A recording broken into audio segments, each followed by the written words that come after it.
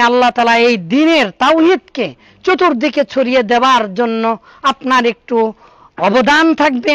যে যা পারেন আপনারা অবশ্যই দিবেন। মহানবী সাল্লাল্লাহু আলাইহি ওয়াসাল্লাম বলেছেন, মান বানা লিল্লাহি মাসজিদান বানাল্লাহু লাহু বাইতান ফিল জান্নাহ। যে ব্যক্তি একটা মসজিদ নির্মাণ করলো, ওয়াফি রিওয়ায়াতিন কদর, সামান্য পরিমাণ, তার মানে একটা ইটা যদি কেউ দিতে পারে মসজিদের, সামান্য কিছু অর্থ দিতে পারে মসজিদে বানানোর উদ্দেশ্যে, তাহলে সেটা কি হবে? মহান আল্লাহ তাআলা নিজে বানাল্লাহু লাহু বাইতান ফিল জান্নাহ, আল্লাহ তাআলা জান্নাতে তার জন্য ঘর বানান। সুবহানাল্লাহ বিহামদি, সুবহানাল্লাহিল আযীম।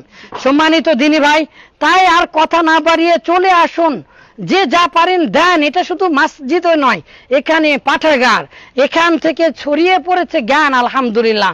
এখানে একটা শিক্ষা কেন্দ্র